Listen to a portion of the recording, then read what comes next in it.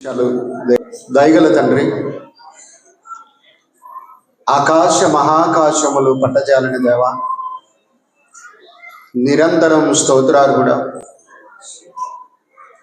సైన్యములకు అధిపతి యొక్క యెహోవా, మా దేవ, మా కన్న తండ్రి, మా ప్రభువును మీ ప్రియకుమారుడైన క్రీస్తు యేసు ఘనమైన శ్రేష్టమైన నామమున మీ పాదములకు స్తుతులు స్తోత్రములు నాన్న. స్తోత్రములు తండ్రి, స్తోత్రములయ్యా, స్తోత్రాలు నాన్న. ఈ యొక్క సమయంలో సంఘ 27వ వార్షికోత్సవ సభలను బట్టి స్తోత్రాలు. నిన్నటి దినమందు చక్కగా జరిగించారు, ఇవాళ కూడా మీరు జరిగిస్తున్నారు, మీరు మాట్లాడుతున్నారు. అందుని బట్టి స్తోత్రాలు. మీరు మాట్లాడుతూ ఉన్నప్పుడు వినగల చెవిని, గ్రహింపగల మనస్సును మా అందరికీ అనుగ్రహించమని, మీరే మాట్లాడించి మహిమ పొందమని స్థానిక సంఘ సేవకులను, సంఘ పెద్దలను, యవనస్తులను, స్త్రీలను, పురుషులను, చిన్నపిల్లలను, సంఘమంతటిని దీవించండి. సత్యమందు నిలుపమని ప్రార్థిస్తున్నాం. ఆయుష్ ఆరోగ్యాలు దయచేయండి. విశ్వాసమందు, వాక్యమందు, మీ ప్రేమయందు స్థిరపరిచి, బలపరిచి, అభివృద్ధి చేయండి. అలాగే గ్రామమంతటిని, గ్రామ పెద్దలను, ఏ కులమైన, ఏ మతమైన వారందరినీ కూడా దీవించి కాపాడి, మా ప్రభు అయిన క్రీస్తు యేసునందు వారిని ఆకర్షించి రక్షించుమని, మీ రాజ్య వారసులుగా చేయమని సమస్తాన్ని మీ హస్తాల్లో ఉంచుకుంటూ క్రీస్తు యేసు ఉన్నతమైన శ్రేష్టమైన నామమున ఈ ప్రార్థన సమర్పించి పొంది ఉన్నాము తండ్రి, ఆమేన్. ప్రియమైన దేవుని వారలారా, మీ పిల్లలను అదుపులో ఉంచుకొని జాగ్రత్తగా వినాలని మనవి చేస్తున్నాను. లోకంలో లేదా క్రైస్తవ ప్రపంచంలో ఆరాధనలు రకరకాలుగా జరిగిపోతున్నాయి. ఆరాధన అంటే అర్థం ఏంటో తెలుసుకోకుండానే చాలామంది బోధకులు అయ్యారు. ఆరాధన అనే అర్థం బైబిల్ ట్రైనింగ్లో కూడా చెప్పట్లేదు. ఏదో 4 మాటలు నేర్పించాలని నేర్పించి పంపించేస్తున్నారు. క్రైస్తవ సమాజం పాడైపోతుంది. మరొక వైపు కేవలం హల్లెలూయా, హల్లెలూయా, హల్లెలూయా, స్తుతి, స్తుతి, స్తోత్రం, స్తోత్రం, ఇది ఆరాధన అనుకుంటున్నారు. మరికొంతమంది 4 పాటలు పాడి బయటికి వెళ్ళిపోతుంటారు, అదే ఆరాధన అనుకుంటున్నారు. మరికొంతమంది ఎలాగో తెల్లని బట్టలు వేసుకొని ప్రార్థన చేస్తే చాలు ఆరాధన అనుకుంటున్నారు. అసలు ఆరాధన అంటే ఏంటి? ఆరాధన ఎప్పుడు చేయాలి? ఎప్పుడు ఆరాధించాలి? ప్రియమైన దేవుని వారలారా, ఆరాధన అంటే గ్రీకు భాషలో ప్రస్కోనియా అన్నారు. ప్రస్కోనియా అంటే తల ఏంటో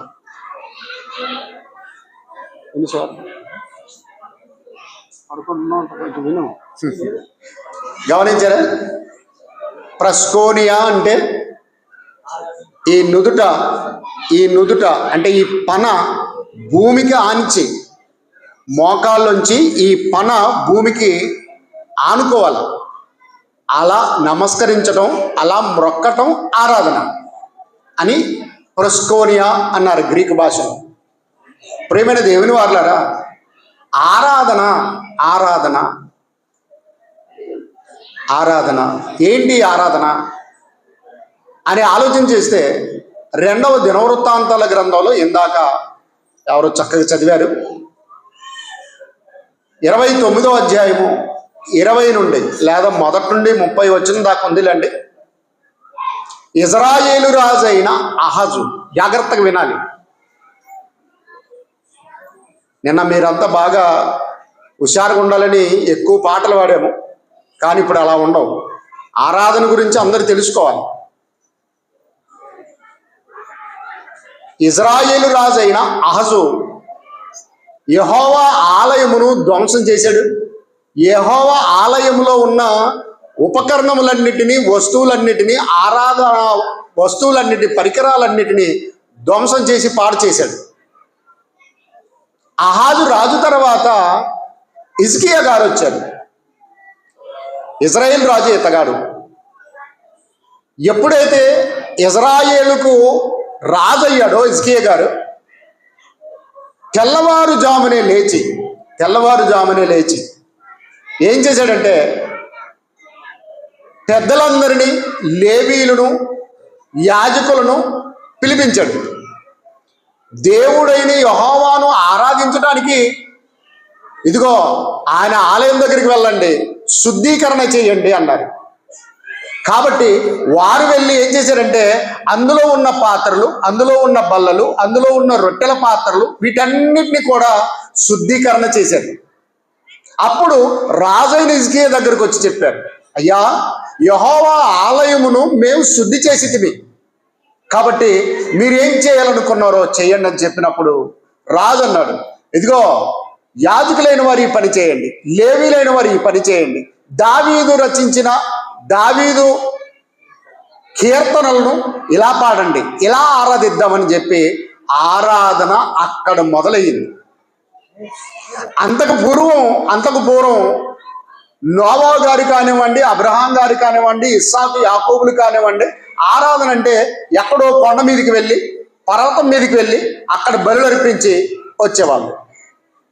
ఒక సిస్టమ్, ఒక పద్ధతి, ఒక క్రమం ఎక్కడ ఆరంభమైందంటే, హిజ్కియా రాజు వచ్చిన తర్వాత యెహోవా మందిరంలో ఆరాధన మొదలైంది. ఆరాధనలో చాలా జాగ్రత్తగా ఆలోచించాలి. పాటలు పాడారు, ఆ తర్వాత అర్పణలు అర్పించారు, కానుకలు ఇచ్చారు, ఆ తర్వాత ప్రార్థనలు చేశారు. వారందరూ కూడా తలలు వంచి యెహోవాను ఆరాధించారు. ఇక్కడ మీరు బాగా గమనిస్తే యాజకులైన వారికి ప్రత్యేకమైన విలువ ఇవ్వబడింది. యాజకుడిని తీసి పరవేయలేదు. రాజైనా సరే అందరితో పాటు కింద కూర్చున్నాడు. బాగా గమనించారా? యాజకుడు అంటే సేవకుని స్థానంలోనికి అతడు రావడానికి వెళ్ళలేదు. నేనే దైవ సేవకుడిని, నేనే యాజకుని అనకూడదు. ప్రజలందరితో పాటు అతడు పాటలు పాడాడు. బాగా గమనించండి. ఇజ్రాయేలీలందరూ ప్రార్థనలు చేశారు, అలాగూ కానుకలు అర్పించారు, బలులు అర్పించారు. వారు తలలు వంచి యెహోవాను ఆరాధించారు.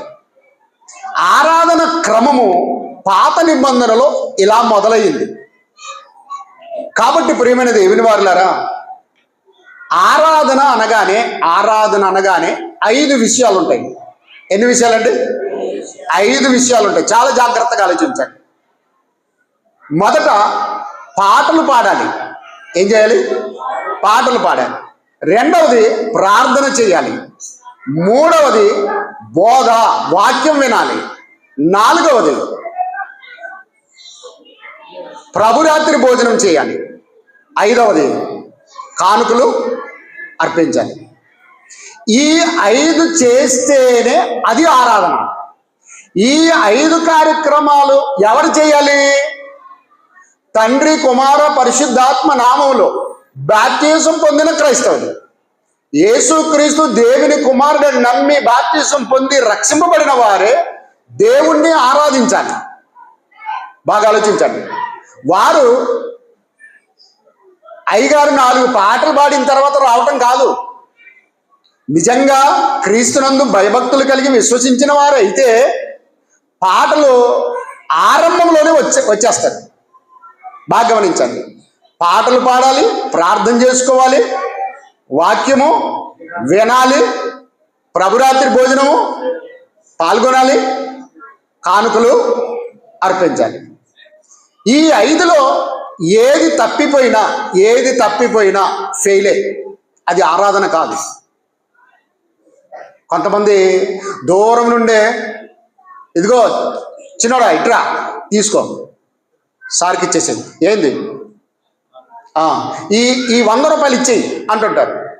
అంటే దేవుడికి ముష్టి 100 రూపాయలు వేసేసి నేను నా ఇష్టం వచ్చినట్లు వెళ్ళిపోతాను. ఇది ఆరాధన కాదు. బాగా గమనించండి. పాటలు పాడతాం, నిన్నే ఆరాధిస్తాం, కానీ ఆరాధన ఎలా చేయాలి? పాట పాడితే ఆరాధన అవుతుందా? పాటలు పాడాలి, ప్రార్థన చేయాలి, వాక్యం వినాలి, ప్రభు బలలో పాల్గొనాలి, అలాగే కానుకలు సమర్పించి దేవుణ్ణి ఆరాధించాలి. దేవుడు చెప్పిన సిస్టమ్ ఇది, పద్ధతి ఇది. ఇలా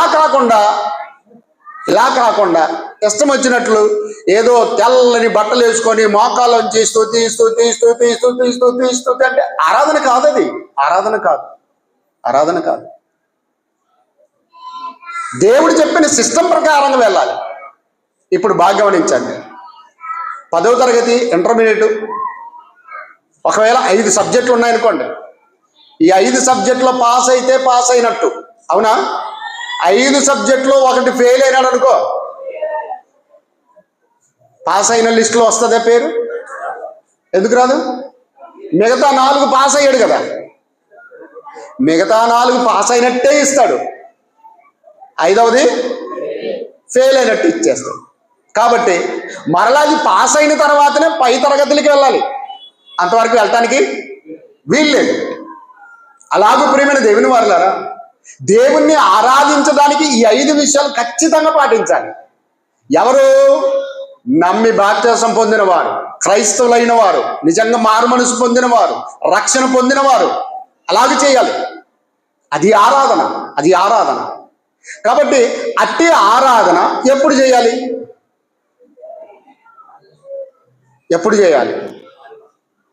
బాగా గమనిద్దాం. కొంతమంది ప్రార్థన చేస్తున్నప్పుడు ఆదివారాన్ని గురించి ఏమంటుంటారంటే, దేవా మాకు ఇచ్చిన విశ్రాంతి దినాన్ని బట్టి మీకు స్తోత్రాలు అంటుంటారు, మాకు ఇచ్చిన సబ్బాతు దినాన్ని బట్టి అంటారు. కాదండి, సబ్బాతు దినము, విశ్రాంతి దినం అన్నది శనివారం, ఆదివారం కాదు. అది ఇజ్రాయేలుకి ఇవ్వబడిన సబ్బాతు విశ్రాంతి దినం. క్రైస్తవులకు విశ్రాంతి దినం లేదు, క్రైస్తవులకు సబ్బాతు దినము లేదు. బాగా గమనించండి. మరి ఏముందయ్యా? ఎప్పుడు దేవుణ్ణి ఆరాధించాలంటే మరికొంతమంది అంటారు రోజు ఆరాధించాలి. ఎప్పుడెప్పుడు? రోజు ఆరాధించాలంటారు. రోజు ఆరాధించడానికి వీల్లేదు. రోజు ప్రార్థన పెట్టుకోవాలి, రోజు మీరు వాక్యం వినాలి, రోజు దేవుని స్తుతించాలి. అయితే అది ప్రార్థన కూడిక మాత్రమే. ఆరాధన అన్నవి ఈ 5 విషయాలు ఉంటేనే ఆరాధన. కాబట్టి ప్రియమైన దేవుని వారలారా, చాలా జాగ్రత్తగా ఆలోచించాలి. ఎప్పుడు ఆరాధించాలి అనే సంగతులను బైబిల్లోకి వెళ్ళి చూద్దాం. ప్రియమైన దేవుని వారలారా, కీర్తనల గ్రంథం, బైబిల్లోకి వెళ్ళండి. కీర్తనల గ్రంథం 118వ కీర్తన 22 నుండి చదవండి. కీర్తనల గ్రంథం 118వ కీర్తన 22. నిన్న చాలా మంది అట్లనే చదువుకుంటూ వెళ్ళిపోతారు. ఒకరు చదివిన తర్వాత వరకు వదిలిపెట్టేసేయండి. అట్లని చెప్పేసి అందరూ నోరు మూసుకోకండి. గమనించారా? ఒక్కరు చదివితే అది అందరికి అర్థమవుతుంది. ఆ ఒక్కరు గట్టిగా చదవండి. 118వ కీర్తన 22, 23. అది సంగతి. మళ్ళీ ఏం మొదలైందంటే అందరూ చదివేస్తారు. నాన్న వాళ్ళు ఎవరు? చదవండి. ఇల్లు కట్టువారు నిషేధించిన రాయి మూలకు తలరాయి ఆయను, అది యెహోవా వలన కలిగినది, అది మన కన్నులకు ఆశ్చర్యము, ఇది యెహోవా ఏర్పాటు చేసిన దినము, దీని యందు మనము ఉత్సహించి సంతోషించుదము అన్నాడండి. పరిశుద్ధాత్మ ప్రేరేపితుడైన దావీదు గారు ఈ 118 కీర్తన వ్రాస్తూ ఏమన్నాడంటే, ఇల్లు కట్టువారు నిషేధించిన రాయి మూలకు తలరాయి. ఇప్పుడు మీరు ఒక ప్రశ్న వేస్తాను మీకు. ఇల్లు కట్టడానికి ఎన్ని రాళ్ళు కావాలి? ఎన్ని రాళ్ళు కావాలి? చాలా ట్రిప్పులు కావాలి అంటారు. రైట్. ఎన్ని రకాల రాళ్ళు కావాలి? కానీ ఇల్లు కట్టడానికి మేస్త్రీలు ఉంటే గమనించండి, 2 రకాలైన రాళ్ళు. ఒకటి బాండ్రాయి, నల్లరాయి, తెల్లరాయి, గరుసురాయి కాదండి, 2 రకాల రాళ్ళు. ఒకటి సాలు రాళ్ళు, రెండవది మూలరాళ్ళు. 2 రాళ్ళతో ఇల్లు కడతాడు ఆయన. నేను ఆశ్చర్యపోయాను, 2 రాళ్ళతో ఎవడు కడతాడే అని. ఏంటంటే సాలు అంటే గోడ సాలుగా కట్టే రాళ్ళు, మూల ఉండే రాళ్ళు. కాబట్టి ప్రియమైన దేవుని వారులారా, దేవుడు చక్కగా చెబుతున్నాడు, ఇల్లు కట్టువారు నిషేధించిన రాయి మూలకు తలరాయి ఆయను. ఇది యెహోవా ఏర్పాటు చేసిన దినము, దీని యందు మనము ఉత్సహించి సంతోషించుదుము అన్నాడు. అంటే దేవుని పిల్లలు దేవుణ్ణి ఆరాధించడానికి ఒక దినాన్ని అయితే ఏర్పాటు చేశాడు దేవుడు. ఆ దినమేదో మనం బైబిల్లో పరిశీలన చేయాలండి. బాగా ఆలోచించండి ప్రియమైన దేవుని వారులారా, ఇది యెహోవా ఏర్పాటు చేసిన దినం. కొంతమంది పెళ్లి పత్రికల్లో ఏం చేస్తారో తెలుసా? పెళ్లి పత్రికలు ఏం చేస్తారు? ఈ వచనాన్ని కూడా పెడతారు. హెబ్రీ పత్రిక 14:3 పెడతారు, వివాహం అన్న విషయంలో ఘనమైనది అని పెడతారు. మరికొంతమంది ఏంటంటే ఈ 118వ కీర్తనలో 22, 23 వచనంలో ఉన్న ఆ మాటను, ఇది యెహోవా ఏర్పాటు చేసిన దినము, దీని యందు మనం ఉత్సహించి సంతోషించుదుము. పెళ్లి పత్రికలోనేమో వాక్యం బాగా ఉంటుంది. వాక్యం ఎలా ఉంటుంది? బాగా ఉంటుంది. కానీ తప్పెట్లు, తాగడాలు, తందనాలు ఆడ్డాలు ఇంకా బాగుంటాయి. పేరుకేమో క్రైస్తవ పెళ్ళి, చేసేదేమో ఈ లోక సంబంధమైన నటనలు.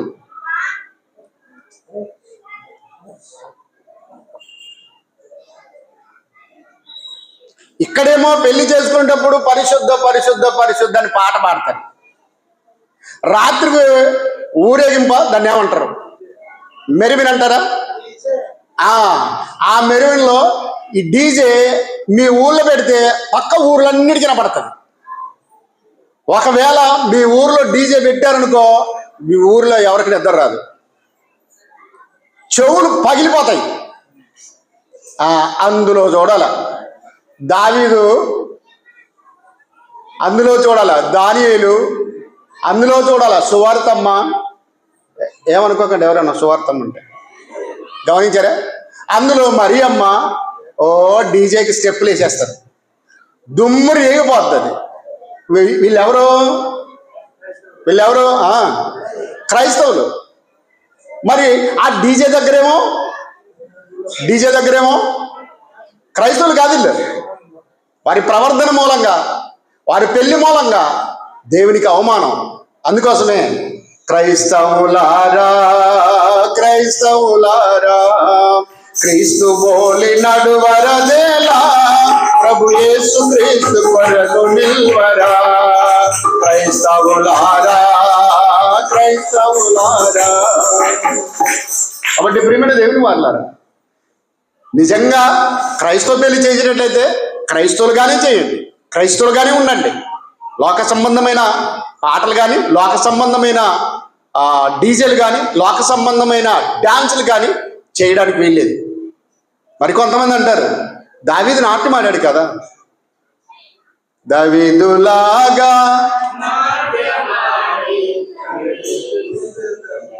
నాట్యం ఎప్పుడు ఆడాడు? ఆరాధనలో ఆడాడా? ఆయన సౌలు దగ్గరికి పట్టుకొని పోవాలనుకున్నప్పుడు బట్టలు లేకుండా పిచ్చోన్లాగా డ్యాన్స్ చేసుకుంటూ వెళ్ళాడు. అక్కడికి వెళ్తే సౌలు రాజు ఏం చేశాడు? పిచ్చోడిని ఎందుకు పట్టుకొచ్చారా? తీసుకెళ్ళండి, నేను రమ్మన్నది ఎవరిని, నేను పట్టుకురమ్మన్నది ఎవరిని? దావీదును. మీరేం చేశారు? ఇదిగో బట్టలు లేవు, అలాగే జొల్లు కార్చుకొని వాడేదో పిచ్చి పిచ్చి డ్యాన్స్ చేసుకుంటూ వస్తాను, బయట తీసుకెళ్ళి. కానీ దావీదును చేతులారా చంపాలని సౌలు రాజు అనుకున్నాడు. సమయం వచ్చినప్పుడు దావీదు ఏం చేశాడంటే యాక్షన్ చేశాడు. ఎలా తప్పించుకోవడానికి అలా చేశాడు. మనమేమో దావీదులాగా వద్దులేండి, గమనించారా? పెద్ద సభల్లో కూడా ఏం చేస్తారంటే దుమ్ము రేపేస్తారండి. అందరూ లేచారు, మీరు లేచండి. ఆ పెద్ద మీటింగ్లో పెద్ద దైవ సేవకుడు, ప్రసంగికుడు వచ్చి ఏం చెప్తాడు తెలుసా? మనమందరం లేచి పాట పాడుతూ దేవుణ్ణి స్తుతిద్దాం, ఆరాధిద్దాం. దావీదులాగా పాట పాడి తండ్రిని స్తుతించేద్దాం. నాట్యం ఆడి కాదు, వారు నాట్యం ఆడి నిజంగా నాట్యం ఆడతారు. హైదరాబాద్లో జింకానా గ్రౌండ్లో ఒకసారి మీటింగ్ పెట్టారు. కొంచెం నేను లేటుగా వెళ్తా ఉన్నానప్పుడు పక్కనున్న అన్నిలు ఏమనుకుంటారో తెలుసా? క్రిస్టియన్ మీటింగ్ పోవాలా, భలే డ్యాన్స్ చేస్తారు వాళ్ళు అన్నాడా. వచ్చేది వాక్యం వినడానికి, దేవుని సంగతులు విని నీ బ్రతుకును మార్చుకోవడానికి రా నాయన, డ్యాన్స్ చూడడానికి వస్తావా అంటే మరి వాళ్ళు డ్యాన్స్ చేస్తారు కదా సార్. ఇంత డ్యాన్స్ చూసి వచ్చేస్తాం. కానీ ఇంతకుముందు బుర్ర కథలు అట్లాంటివి ఉండేవి. హరికథలు, బుర్ర కథలని ఎవరో చెబితే కొంతసేపు చూసి వచ్చేసేవాళ్ళు. అలాగైపోయింది. కాబట్టి ప్రియమైన దేవుని వారలారా, నాట్యం ఆడి కాదు, పాట పాడి అలాగే దేవుని స్తుతించాలని మనం చేస్తున్నాం. ఇలాగ చూస్తే ప్రియమైన దేవుని వారలారా, ఇది యెహోవా ఏర్పాటు చేసిన దినము అన్నాడు. ఏంటి ఆ దినం? ఇశ్రాయేలీలందరూ దేవుణ్ణి ఆరాధించడానికి, బలులు అర్పించడానికి, కానుకలు ఇవ్వటానికి, ప్రార్థన చేయడానికి, పాటలు పాడడానికి, గమనించరా, మోసే ధర్మశాస్త్రాన్ని లేదా బోధను వినటానికి అలాగ వచ్చి ఆరాధించి వెళ్ళిపోయేవారు. అది ఎప్పుడు అంటే బాగా ఆలోచించండి. దేవుడైన యెహోవా 6 దినములు సృష్టి చేసి 7వ దినమున విశ్రమించాడు. కనుక తన జనమైన ఇశ్రాయేలులకు దేవుడు ఏం చేశాడంటే 10 ఆజ్ఞల్లో ఒక ఆజ్ఞగా విశ్రాంతి దినమును పరిశుద్ధముగా ఆచరించవలెను అని ఒక ఆజ్ఞ ఇచ్చేశాడు. ఏది విశ్రాంతి దినము అంటే 7వ దినం. ఎన్నో దినం? 7వ దినం. ఈ 7వ దినం ఎప్పుడు వస్తుంది అంటే ధర్మశాస్త్ర కాలంలో ఇశ్రాయేలీలకు శనివారం వచ్చింది. ఏ వారం? శనివారం. యేసుక్రీస్తు వారిని బాగా ఆలోచించండి. ఎలా శనివారం వచ్చింది అంటే యేసుక్రీస్తు వారిని సిలువలో చంపిన తర్వాత అతగారిని సమాధి చేయాలి. యేసుక్రీస్తు వారిని సమాధి చేయాలి. వాళ్ళు అప్పుడు ఏమన్నారు తెలుసా? విశ్రాంతి దినము సమీపించుచున్నది గనుక వెంటనే యేసు శవాన్ని సమాధి చేయాలి. విశ్రాంతి దినం ఏం చేయకూడదు. కాబట్టి యేసుక్రీస్తు వారిని శుక్రవారం రోజున సిలువేశారు గనుక సాయంకాలం లేదా 3 గంటలప్పుడు, రమారమి 3 గంటల సమయంలో అతడు ప్రాణం విడిచాడు. కాబట్టి ఆ యేసు దేహాన్ని సాయంత్రం లోపల సమాధి చేయాలి. రాత్రి అయితే విశ్రాంతి దినము, రాత్రి సమాధి చేయలేము. బైబిల్లో రాత్రి ఎవరిని సమాధి చేయలేదు. కనుక మనం కూడా ఎవరైనా చనిపోతే రాత్రికాల సమయంలో ప్రార్థన పెట్టుకుంటాం. మరి ఎప్పుడు సమాధి చేస్తాం? తెల్లారిన తర్వాత ఉదయం వారిని సమాధి చేస్తాం. ప్రియమైన దేవుని వారలారా, చాలా జాగ్రత్తగా ఆలోచించండి. కనుక వారికి విశ్రాంతి దినం, ఇశ్రాయేలుకి విశ్రాంతి దినం ఎప్పుడు అంటే శనివారము. ఈ శనివారం గురించి బాగా ఆలోచించండి. బైబిల్లో శనివారం పేరైతే రాయబడలేదు. యెహోవా వారికి విశ్రాంతి దినాన్ని నియమించాడు.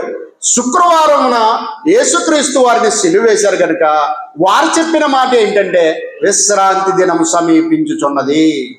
ఇది ఎలాగూ అంటే 3వ దినమును యేసుక్రీస్తు వారు తిరిగి లేచారు కాబట్టి శుక్రవారం, శనివారం అంటే శనివారం విశ్రాంతి దినం అవుతుంది.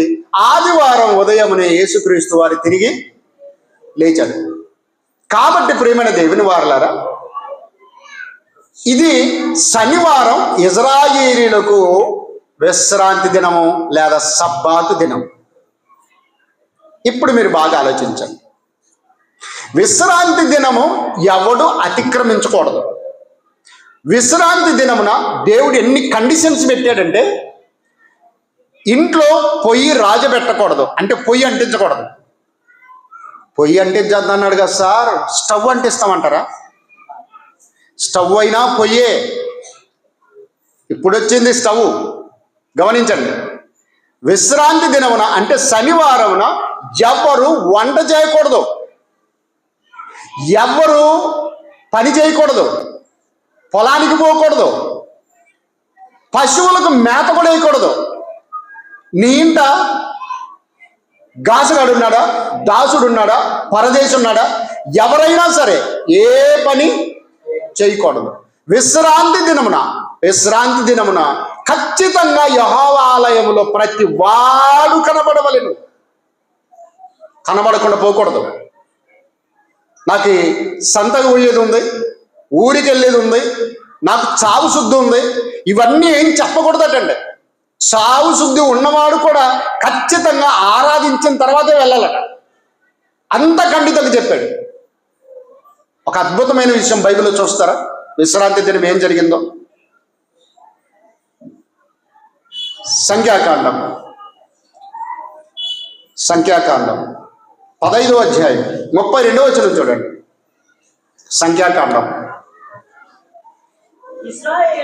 15వ అధ్యాయం 32వ వచనం. ఇశ్రాయేలీయులు అరణ్యములో ఉన్నప్పుడు ఒకడు విశ్రాంతి దినమున కట్టెలు ఏరుట చూచిరి. వాడు కట్టెలు ఏరుట చూచినప్పుడు మోషే యొద్దకును అహరోను యొద్దకును సర్వ సమాజం యొద్దకును వానిని తీసుకొని వచ్చిరి. వానికి ఏమి చేయవలెనో అది విషదపరచబడలేదు గనుక వానిని కావలిలో ఉంచిరి. ఇప్పుడు గమనించండి, నేను చెబుతాను చాలా జాగ్రత్తగా. విశ్రాంతి దినం ఎప్పుడు? శనివారం. ఇది ఎవరికి? ఇశ్రాయేలీయులకు. కాబట్టి శనివారం రోజైన విశ్రాంతి దినమున ఒకడు ఏం చేశాడంటే ఆ చేల్లోకి వెళ్ళి పొలంలోకి వెళ్ళి కట్టెలు ఏరుకుంటున్నాడట. ఏం ఏరుకుంటున్నాడు? కట్టెలు ఎందుకు ఏరుకుంటాం?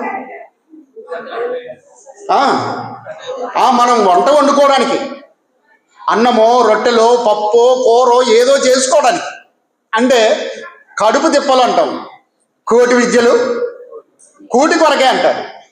ఇప్పుడు ఇతగాడు ఎక్కడికి వెళ్ళాడంటే ఒక యవనస్తుడు కట్టెలు ఏరుకోవడానికి వెళ్ళాడు. మిగతా ఇశ్రాయేలీయులు వాణ్ణి చూశారు. వాణ్ణి పట్టుకొని దైవజనుడు మోషే యొద్దకు అహరోను యొద్దకు తీసుకుని వచ్చారు. గమనించారా?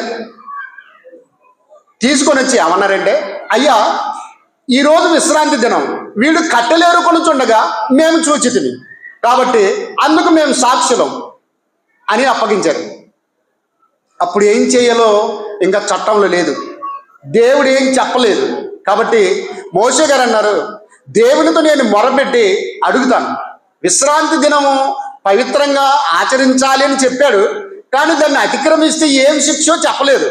కాబట్టి నేను దేవుణ్ణి అడుగుతాను, ప్రార్థన చేస్తాను, అంతవరకు ఇతన్ని కావిలో ఉంచండి, అతని కాపలో ఉండండి అన్నాడు. మోషే గారు వెళ్ళి యెహోవాకు ప్రార్థన చేశాడు. ప్రార్థన చేసినప్పుడు దేవుడు ఏం చెప్పాడు తెలుసా? విశ్రాంతి దినం అతిక్రమించిన వానిని పాలెము వెలుపలకు తీసుకొని వెళ్ళి అందరూ వానిని రాళ్లతో చావగొట్టవలెను అన్నాడు. చూసారా? మోషే గారు వచ్చి ఆశ్చర్యపోయారు. ఇశ్రాయేలు పెద్దలందరూ చెప్పాడు, సైన్యములకు అధిపతియగు యెహోవా సెలవిచ్చినదేమనగా విశ్రాంతి దినమును పవిత్రముగా ఆచరించవలెనని అతడు ఆజ్ఞ ఇచ్చి ఉన్నాడు కనుక ఆజ్ఞను అతిక్రమించినవి ఇతగాడికి ఊరి వెలుపలికి లేదా పాలెం వెలుపలికి తీసుకొని వెళ్ళి అందరూ రాళ్లతో కొట్టి చావగొట్టవలెనని సెలవిచ్చాడు అని చెప్పాడు. వాణ్ణి తీసుకొని వెళ్ళి ఏం చేశారు తెలుసా? రాళ్లతో కొట్టి చంపేశారు.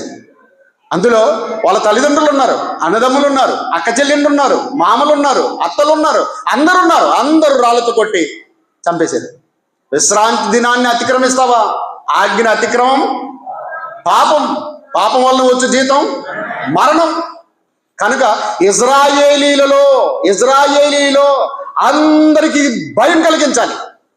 ఎవడైనా కట్టెలు ఏరుకోవడానికి వెళ్ళినా, మేత వేయడానికి వెళ్ళినా, పాలు ఇవ్వడానికి వెళ్ళినా, పొలం దున్నడానికి వెళ్ళినా, కలుపు తీయడానికి వెళ్ళినా, ఇంట్లో పొయ్యి అగ్గి అంటించినా, ఏం పని చేసినా అందరికి ఇలాగే శిక్ష ఉంటుంది. ఎలాగా? రాళ్ళతో కొట్టి చంపాలి. కాబట్టి ఇశ్రాయేలీయులు అందరూ భయపడిపోయారు, వాడిని రాళ్ళతో కొట్టి చంపేశారు. కాబట్టి విశ్రాంతి దినం ఎంత గొప్పదంటే ఇశ్రాయేలుకి శనివారం అంత గొప్పదండి. 7వ దినమున నీ దేవుడైన యెహోవా విశ్రమించి ఉన్నాడు. అలాగే పంట పొలాలు కూడా అండి, మనం సంవత్సరాల తరబడి 2 పంటలు కూడా తీస్తాం లేదా?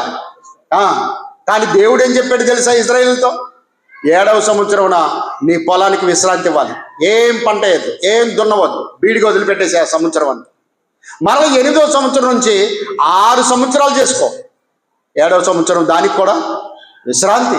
నీ దేవుడైన యెహోవా 6 దినములు సృష్టిని కలిగించి 7వ దినమును విశ్రమించాడు కనుక మీరు కూడా అలాగే చేయాలన్నాడు. రైట్. ఇది ఇశ్రాయేలుకి ఇవ్వబడిన విశ్రాంతి దినము, శనివారం దినం. కాబట్టి ఏ పని ఇశ్రాయేలు చేసేవాళ్ళు కాదు, కేవలం దేవుని సన్నిధిలో గడపాలి, ఆయన్ను ఆరాధించాలి. అందుకొరకే ఆరాధన ఆత్మీయమైన ఆరాధన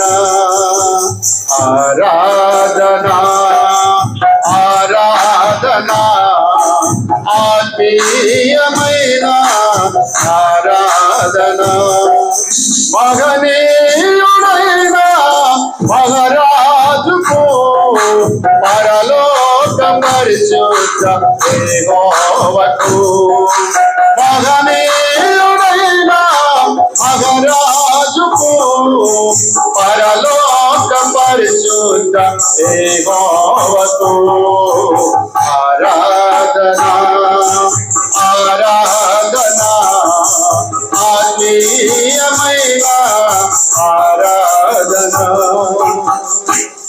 కాబట్టి ప్రియమైన దేవుని వారలారా, ఆయన్ని ఆరాధించాలి. ఆ దేవుడే చెబుతున్నాడు, ఇది యెహోవా ఏర్పాటు చేసిన దినం, దీని యందు మనము ఉత్సహించి సంతోషించదము అన్నాడు. ఏది యెహోవా ఏర్పాటు చేసిన దినం? మరి ఇశ్రాయేలులకి శనివారం ఏర్పాటు చేశాడు కదా, శనివారమే మనం ఆరాధించాలా? అది ఇశ్రాయేలుకి ఇవ్వబడిన ఆరాధన. మరి కొంతమంది సంఘం పేరే దినం పేరు పెట్టుకున్నారు. ఏం పేరు తెలుసా? 7th డే అడ్వెంటిస్ట్ అని పెట్టుకున్నారు. 7వ దినపు సంఘం. ఏ దినం అంట? 7వ దినపు సంఘం. ఆ సంఘం పేరే అది. వారు బాగా గమనించండి, శనివారమే ప్రార్థన పెట్టుకుంటారు, శనివారమే ఆరాధిస్తారు.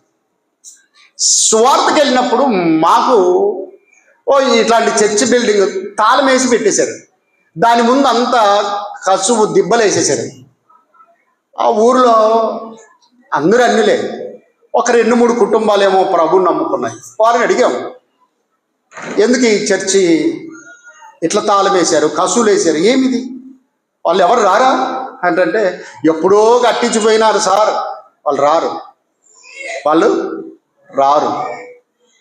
మరి ఎలాగా అని ఒక మార్క్ అనే సేవకునితో మాట్లాడి, అయ్యా దాన్ని తెరవండి, ఆ కసు అంతా తీసేయండి, ఒక 2-3 వచ్చినా పర్వాలేదు, నువ్వు ప్రార్థన చేయి, వారం వచ్చేసేయని చెప్పాను. ప్రతి ఆదివారమున అతడు వెళ్ళేవాడు. ఒకరోజు మమ్మల్ని మీరు ఎలాగ పిలిచారో అలాగ వెళ్ళాను. సువార్త దండయాత్ర చేశాం, ఊరంతా సువార్త ప్రకటించాం. ఆ చర్చ్ బిల్డింగ్ దగ్గర మీటింగ్ ఉంటుంది, రండి అని చెప్పాం. అన్యులైన వారు కూడా చాలామంది వచ్చారు. ఈ మీటింగ్ పేపర్ని చూసి ఈ చర్చి కట్టించిన వాళ్ళు వచ్చారు. అంటే ఒక వారం అయిన తర్వాత వచ్చారు. చినరాజు సార్ని ఎవరు పిలవన్నారు మిమ్మల్ని? అసలు చినరాజు సార్ ఈ సంఘాన్ని ఎందుకు తెరిపించాడు? ఇది మాది. ఇది ఎవరిది? మాది. ఆ సేవకుడు కష్టపడి గమనించారా? ప్రార్థనకి వెళ్ళి వాక్యం చదువుతుంటే దాదాపు ఒక 50-60 మంది ప్రార్థనకు వస్తున్నారు. ఇప్పుడు వాళ్ళు వచ్చి ఏమన్నారంటే, ఆదివారం ప్రార్థన కాదు, మాకు శనివారం మేము సెవెంత్ డే అడ్వెంటిస్ట్ వాళ్ళం, 7వ దినపు సంఘం వాళ్ళం, కాబట్టి నువ్వు వెంటనే వెళ్ళిపోవచ్చు. నీ చాటా చెంబు తీసుకొని వెళ్ళిపో, మేము వచ్చి నడుపుకుంటాం. అక్కడున్న వాళ్ళందరూ అంటున్నారు, అయ్యా సారు చాలా రోజుల నుంచి మాకు వచ్చి వాక్యం చెప్పినాడు, మేము ప్రార్థనకు అలవాటు అయ్యాము, కాబట్టి ఉండండి సార్ అని. మేము ఏదైనా ఉంటే వస్తాము, శనివారం నడిపిస్తాం, మీరు శనివారం రండి. ఆదివారం బంద్ చేయించారు. తర్వాత ఆయన నాకు ఫోన్ చేసి, అయ్యా ఇలా వచ్చారు, చర్చి వాళ్ళది కాబట్టి మనమేమి మాట్లాడలేము, రైట్, వాళ్ళ ఇష్టము అని చెప్పారు. కాబట్టి వాళ్ళు శనివారం వచ్చే ప్రార్థన పెడతారు, ఆరాధన చేస్తారు, వెళ్ళిపోతారు.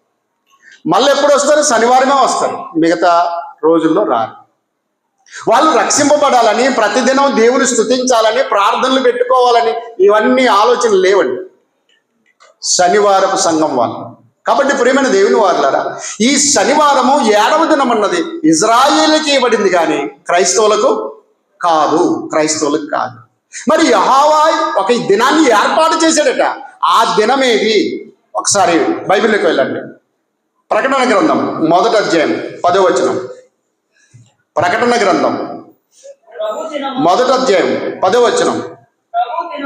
ప్రభు దినమందు ఆత్మవశుడునై ఉండగా బోరధ్వని వంటి గొప్ప స్వరము చూచుచున్నది పుస్తకములో వ్రాసి Ephesus, Smyrna, Pergamum, Thyatira, Sardis, Philadelphia, Laodicea అని 7 సంఘములకు పంపమని చెప్పుట మంచిదండి.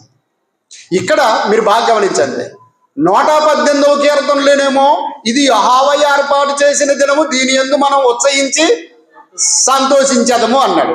ఆ యెహోవా ఏర్పాటు చేసిన దినం ఏదయ్యా అంటే ప్రకటన గ్రంథంలోకి వచ్చేసరికి ఏమన్నాడు తెలుసా?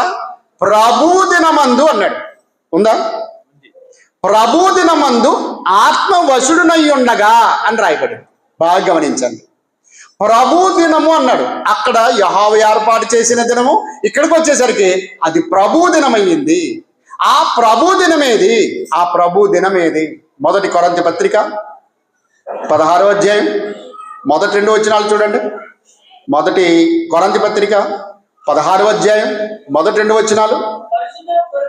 పరిశుద్ధుల కొరకైన కానుక విషయమైతే నేను గలతీయ సంఘమునకు నియమించిన ప్రకారము మీరును చేయుడి. నేను వచ్చినప్పుడు చందా పోగు చేయకుండా ప్రతి ఆదివారమున మీలో ప్రతి వాడును తాను వర్ధిల్లిన కొలది తన యొద్ద కొంత సొమ్ము నిలువ చేయవలెను. ప్రభు దినం మీరు బాగా ఆలోచించారా? కీర్తనలోనేమో యెహోవా ఏర్పాటు చేసిన దినం, ప్రకటన గ్రంథంలోకి వచ్చేటప్పటికి ప్రభు దినము అన్నాడు. ఆ ప్రభు దినమేది? ఆ యెహోవా ఏర్పాటు చేసిన దినమేది? క్రైస్తవుల కొరకు ఏది ఆరాధన దినము అనగానే ఇక్కడ పటాపంచలు చేసేసాడు. బాగా గమనించండి, కొరింథీ పత్రికలో ఏమన్నాడంటే పరిశుద్ధుల కొరకైన కానుక విషయమైతే నేను గలతీయ సంఘమునకు ఏర్పాటు చేసిన విధముగానే మీరును అలాగే చేయండి.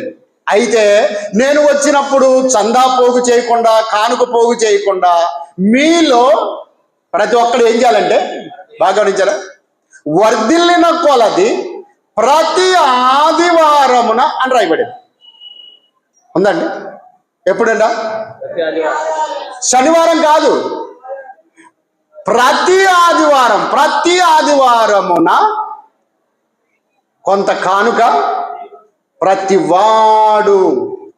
వాడు నిలువ చేసి ఉంచుకున్నవలెను. ఎప్పుడు ఆరాధించాలట? ఆదివారమున ఆరాధించాలి అన్నాడు.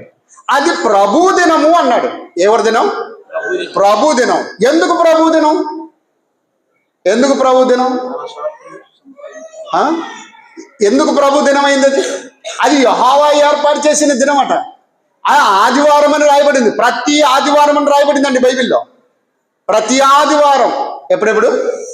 ప్రతి ఆదివారం. ప్రతి ఆదివారం. అది ప్రభుదినం ఎందుకు అయిందంటే మనుషులందరి కొరకు, పాపులందరి కొరకు యేసుక్రీస్తు వారు శిలువలో తన ప్రాణం పెట్టి సమాధి చేయబడి ఎప్పుడు లేచాడు? లేచినాడురా, సమాధి గెలచినాడురా యేసు, లేచినాడురా, సమాధి గెలచినాడురా. లేతునని చెప్పినట్లు, లేతునని చెప్పినట్లు, లేఖనము నెరవేరునాట్లు, లేఖనము నెరవేరునాట్లు, లేచినాడురా, సమాధి గెలచినాడురా యేసు, లేచినాడురా, సమాధి. ఎప్పుడు లేచాడు యేసుక్రీస్తు వారు? ఆదివారమున తెల్లవారుచుండగా, ఆదివారమున తెల్లవారుచుండగా, ఆదివారమున సూర్యోదయం అగుచుండగా ఆయన మరణములో నుండి లేచేశాడు. పాపాన్ని, లోకాన్ని, మరణాన్ని, చావును గెలిచిన ఒకే ఒక్క వీరుడు, ధీరుడు యేసుక్రీస్తు వారు మాత్రం. మరణం మీద అతగాడికి అధికారం ఇవ్వబడింది, దేవుడు ఆయనకి ఇచ్చేశాడు. గమనించారా ప్రేమిని దేవుని వారు? లోకంలో ఎంతో మంది దేవుళ్ళు, దేవతలు అనబడిన వారున్నా మన పాపము నిమిత్తమై ప్రాణం అర్పించిన వాడు ఒక్కడు లేడండి. ఒక్కడు శకపురుషుడు, యుగపురుషుడు, సర్వలోకానికి రక్షకుడు యేసుక్రీస్తు వారు మాత్రమే. మరణాన్ని గెలిచాడు ఆయన, నిన్ను ఒకరోజు గెలిపిస్తాడు ఆయన. కాబట్టి ప్రియమైన దేవుని వాళ్ళారా, ఆదివారమున తెల్లవారుచుండగా ఆయన లేచాడు గనక ఈ ఆదివారము ప్రభు దినం. ఈ ఆదివారం ఎవరి దినం? ప్రభు దినం. ఈ ఆదివారం యెహోవా ఏర్పాటు చేసిన దినము. దీని యందు మనము ఉత్సహించాలి, సంతోషించాలి, ఆరాధించాలి. ఆరాధించాలి. ఆరాధనలు ఎన్ని ఉంటాయి? 5 విషయాలు ఉంటాయి. ఏమేమి ఉంటాయి? పాటలు, ప్రార్థన, వాక్యము, ప్రభు వల్ల, కానుకలు. మరి ప్రతి ఆదివారం కానుకేయాలి, ప్రతి ఆదివారం రొట్టె, ద్రాక్ష రసము, ఆయన శరీరం, ఆయన రక్తం తీసుకొని తీరవలను. ప్రతి ఆదివారం అని రాయబడింది, ప్రతి ఆదివారం. అలాగే ఇంకొక మాట చూడండి, అపోస్తుల కార్యములు 20వ అధ్యాయము 7వ వచనం. అపోస్తుల కార్యములు 20వ అధ్యాయము 7వ వచనం. ఆదివారమున మేము రొట్టె విరుచుటకు కూడినప్పుడు. మంచిదండి. ఎప్పుడు కూడుకున్నారట? ఎందుకు కూడుకున్నారు? రొట్టె విరుచుటకు ఆదివారమును మేము కూడుకుంటున్నాం. క్రైస్తవులైన వారందరూ, మొదటి శతాబ్దం క్రైస్తవులు, అలాగే అపోస్తులు, శిష్యులు ఎప్పుడు రొట్టె విరిచారు అంటే ప్రతి ఆదివారమున రొట్టె విరిచారు. మనం ఎప్పుడు విరుస్తున్నాం? ఇంతకు మునుపు ప్రతి ఆదివారం ఉండింది, ఇప్పుడే నెలకు వాయిదా వేసాము, ఒకవేళ సంవత్సరానికి కూడా వాయిదా వేస్తారు. కానీ బైబిల్ ఏమంటుంది? ప్రతి ఆదివారమున మేము రొట్టె విరుచుటకు కూడుకున్నప్పుడు అని రాయబడింది. కాబట్టి యెహోవా ఏర్పాటు చేసిన దినమేది? ఆదివారం. ప్రభు దినమేది? ఆదివారం. ఆరాధించవలసిన దినమేది? ఆదివారం. ప్రభు బల్ల అంటే రొట్టె, ద్రాక్ష రసం తీసుకోవాల్సింది ఆదివారం. ప్రతి ఆదివారం చేయాలి, ప్రతి ఆదివారం చేయాలి. ఆదివారంలో రొట్టె, ద్రాక్ష రసం లేదనుకోండి, ఈ 5 విషయాల్లో ఒకటి తప్పిపోయినట్టే. తప్పిపోయినట్టు అంటే అర్థం ఏంటి? పాసా ఫెయిలా? ఫెయిల్. నువ్వెన్ని చేసినా, 1,00,000 పదార్లు వచ్చి కానుక ఇచ్చినా కూడా ఫెయిలే. ఆరాధన కాదు. ప్రభు నమ్మిన వారైతే ప్రభు యొక్క శరీరంలోను, ప్రభు యొక్క రక్తంలోను మీరు ఖచ్చితంగా పాలు పొందాలి. వాయిదా వేయడానికి మీరెవరు? వాయిదా వేయడానికి నేనెవరు? అపోస్తులు అలా చేయలేదు. ప్రభు దినము ఇది, యెహోవా ఏర్పాటు చేసిన దినము. దీని యందు మేము ఉత్సహించాలి, ఆయన ఆరాధించాలి, ప్రభు బలలో పాల్గొనాలి. ఇప్పుడు ఇంకొక విషయం చెప్పి ముగించేస్తాను, చాలా జాగ్రత్తగా ఆలోచించి. తెలుగు బైబిల్లో ఆదివారం అని రాయబడింది. రాయబడిందా? రాయబడింది. బాగా గమనించాలి. ఇతరాత్ర బైబిల్లో ఆదివారం పేరు లేదు. మన తెలుగు బైబిల్లో మాత్రమే ఆదివారం అని ఉంది. మరి మిగతా బైబిల్లో ఆదివారం లేదు. ఇంగ్లీష్ బైబిల్లో చూసాం సండే అని ఏమైనా ఉందా అంటే సండే అని పేరు లేదు. మరి ఏముంది ఇంగ్లీష్ బైబిల్లో అంటే the first day. First day అంటే మొదటి దినము. కాబట్టి మొదట నువ్వు దేవుణ్ణి ఆరాధించాలి, మొదట నువ్వు ప్రభుని స్తుతించాలి, మొదట దేవుణ్ణి ఆనంద పెట్టాలి, తర్వాత నీ దినాలు. కాబట్టి ఒకప్పుడు ఇజ్రాయేలులకు శనివారం విశ్రాంతి దినం ఇవ్వబడింది. కానీ విశ్రాంతి దినము సబ్బాతు దినాన్ని మొత్తానికి కొట్టివేసి ఇజ్రాయేలులకైనా ఎవరికైనా క్రైస్తవులైన ప్రతి ఒక్కరికి ఆదివారాన్ని దేవుడు ఏర్పాటు చేశాడు. ఆదివారము మొదటి దినము. ఇప్పుడు బాగా ఆలోచించండి. ఆదివారం మొదటి దినమైనప్పుడు 7వ దినం ఎప్పుడైతుంది? ఆదివారము, సోమవారము, మంగళవారము, బుధవారము, గురువారము, శుక్రవారము, శనివారం. అంటే శనివారం ఎన్నో రోజు అవుతుంది? 7వ రోజు అవుతుంది. అది పాత నిబంధనలో ఇజ్రాయేలులకు 7వ దినము విశ్రాంతి దినం. కానీ క్రైస్తవులకు 7వ దినం కాదు, మొదటి దినమే. మొదట నీ దేవుడు, మొదట నీ ప్రభు అయిన క్రీస్తు, మొదట ఆరాధన, మొదట పరిశుద్ధత. ఇది కావాలి, ఇది కావాలి. కాబట్టి ప్రియమైన దేవుని వారలారా, దేవుణ్ణి ఎప్పుడు ఆరాధించాలి అంటే, ఎప్పుడు ఆరాధించాలంటే ఆదివారమున. ఆదివారం గూడూరులో మేము ఆదివారమే ఆరాధిస్తాం. కరోనా టైంలో అందరూ మాస్కులు కట్టుకున్నారు, అందరూ చేతులు కడుక్కొని దాన్ని ఏమంటారండి, శానిటైజ్ చేసుకునే వస్తున్నారు. కానీ ఒకరోజు పోలీసులు వచ్చేసారు, ప్రార్థన పెట్టేశారు, అందరూ బయటికి వెళ్ళిపోండి. బాగా నిరాశపడ్డాం. దేవా, ఈరోజు మా ప్రభు అయిన యేసుక్రీస్తు వారి దినం, ఇందులో మేము నిన్ను ఆరాధించాలి. కానీ మరి ఏంటి వీళ్ళందరూ బయట పంపించారని ఆలోచన చేసాం. కొంతమంది ఏం చేశారంటే, అయ్యా ఆదివారం మనం బల్లలో పాల్గొనాలి కదా అంటే ఇంటి దగ్గరే ప్రార్థన చేశాను. ఆ బల్లను ఇంటికి తీసుకెళ్ళాను. ఆ ఇంట్లో ఎవరైతే సంఘానికి నడుచుకుంటున్నారో, ఎవరైతే బాప్తిస్మం పొందిన వారు ఉన్నారో, ఇదిగో ప్రార్థన చేద్దాం, తీసుకోండి. ఇంకో ఇంటికి వెళ్ళాం. అలాగా వచ్చే వారం ఏం చేసామంటే, మైక్ పెట్టద్దు, లైట్లు కూడా అన్నీ వేయద్దు, ఒక లైట్ చాలు, ఒక్క 2 పాటలే పాడదాం, డోర్లు వేసేసేయండి, తలుపులు వేసేసేయండి అని సైలెంట్గా తెల్లవారుజామున పెట్టుకున్నాం. ప్రార్థనలు ఎప్పుడు పెట్టుకుంటాం మనం? ఆదివారం 10 గంటలకా 11 గంటలకా? 10 గంటలప్పటి నుంచి మధ్యాహ్నం దాకా దేవుణ్ణి ఆరాధిస్తాం. కాబట్టి ఇప్పుడు పోలీసులు ఎప్పుడు వస్తారు? 10-11 గంటలకు వస్తారు. కాబట్టి అప్పటికే మా ఆరాధన తెల్లవారుజామున 4 గంటలకే మొదలు పెట్టాం. ఎన్ని గంటలకు? 4 గంటలకు. 5:30కే ఫినిష్, ఎక్కడ వాళ్ళు అక్కడ వెళ్ళిపోయారు. 10:30కు 11 గంటలకు పోలీసులు వచ్చారు. అప్పుడు చర్చికి ఏం చేసినాం? తాళం వేసేసాం. ప్రార్థన పెట్టలేరు, వెళ్ళిపోయినారు. అలాగూ కొన్ని వారాలు వచ్చి చూశారు, మేము అప్పటికే ఆరాధన అయిపోగొట్టుకుంటున్నాం. ఈ రోజు వరకు కూడా అదే కంటిన్యూ అవుతా ఉంది. ఎప్పుడు? ఆదివారం తెల్లవారుజామున 4 గంటలకు. అందుకొరకే నిన్న మీటింగ్ అయిపోయిన వెంటనే ప్రయాసపడి వెళ్ళాం. కాబట్టి ప్రియమైన దేవుని వారలారా, చాలా జాగ్రత్తగా ఆలోచించాలి.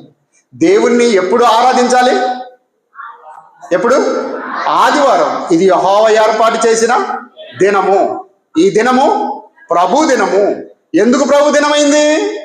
ఆయన సమాధిని జయించి తిరిగి లేచాడు కాబట్టి ప్రభు దినం. కాబట్టి ప్రియమైన దేవుని వారలారా, తెలుగు బైబిల్లో ఆదివారం అని రాయబడింది, ఇతర బైబిల్లో మొదటి రోజు అని రాయబడింది. కాబట్టి మొదటి రోజైన, వారంలో మొదటి రోజైన ఆదివారం తప్పనిసరిగా కూడుకోవాలి, ఆరాధించాలి. ఆ ఆరాధనలో పాటలు ఉండాలి, ప్రార్థన ఉండాలి, వాక్యం ఉండాలి, ప్రభు బల్ల ఉండాలి, కానుకలు ఉండాలి. అలాగూ దేవుణ్ణి ఆరాధించి ధన్యులవుతారో, దేవుణ్ణి ఆరాధించకుండా అన్యులలాగా అయిపోతారో ఆలోచించండి. దేవుడు తన మాటలను మన హృదయంలో ఉంచి ఫలింపజేయునుగాక. మీరు చక్కగా 2 రోజులు విన్నందుకు, మీరు మమ్మల్ని ఆహ్వానించినందుకు ప్రత్యేకించి అందరికీ వందనాలండి.